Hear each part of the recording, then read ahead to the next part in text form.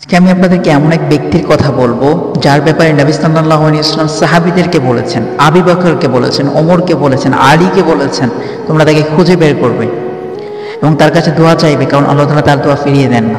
তারা বললেন যে ইয়া রাসূলুল্লাহ, সে ব্যক্তি কে যার দোয়া আল্লাহ তাআলা ফিরিয়ে দেন না? সে কি আমল করেছে জানতে ইচ্ছে করে।